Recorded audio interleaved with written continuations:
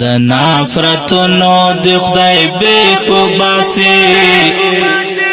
وجلتا را شرف خلا شکنا لبدم نیو ستڑی باکی امن کرخور کلا شکنا ای پختن خاوری پختن بچتا جوڑا سکند کا فضا شکنا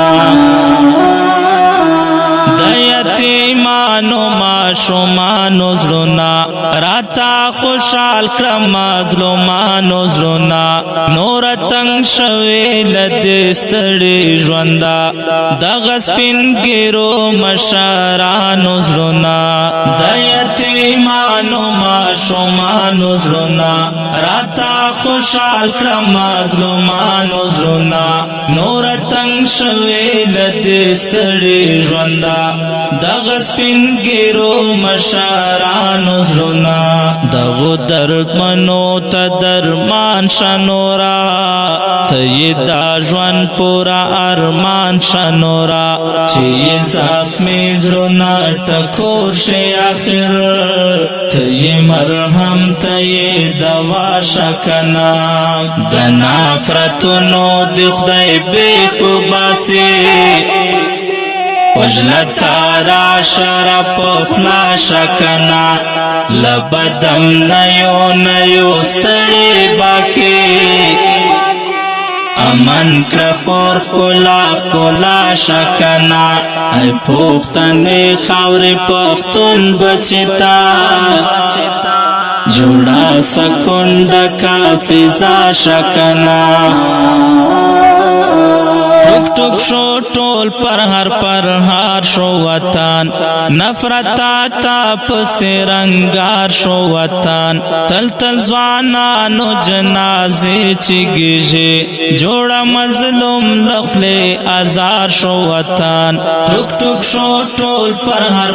ہر شو وطن نفرت آتا پسی رنگار شو وطن تل تل زوانانو جنازے چگیجے جوڑا مظلوم لخلے ازار شو وطن ہر ځای کې ګوره مځوانانو وینې زما پښتونخوا د باغ ګلانو وینې اخدان پاک تورې تیارې ختم کړه محبت و شینده رڼا شکنا د نفرتونو د خدای بیخو باسی وجلتا را شرف خلا شکنا لبدم نیو ستڑی باکی امن کرخور کلا شکنا ای پختن خاوری پختن بچتا جوڑا سکند کا فضا شکنا دا چنن ټول خفا لیدشو دا بیا واړه په خندا لیدشو که خدای کولا ورځ براشي کنا چې په جهان بخایستا لیدشو دا چنن ټول خفا لیدشو دا بیا واړه په خندا لیدشو که خدای کولا ورځ براشي کنا پا جہان بخائستان دشو بس لیو بل نبا گلے ختم کڑو زڑو کے ببغازو کنے ختم کڑو رازا یو بل تننور غاڑی وزا ورورنا ورور سارا رضا شکنا د نفرتونو د خدای بیخو باسی وجلتا را شرف خلا شکنا لبدم نیو ستڑی باکی امن کرخور کلا شکنا ای پختن خاوری پختن بچتا جوڑا سکند کا فضا شکنا سلم مفتون کوم دا سوال خالقا مسلمان بچ کړل جنجال خالقا چې یو لبل سکه زارېږي همیش غواړم یې تل درنا خوشحال خالقا سلم مفتون کوم دا سوال خالقا مسلمان بچ کړل جنجال خالقا چې یو لبل سکه زارېږي همیش غواړم یې تل درنا خوشحال خالقا دا په زړګي کې تمنا لرما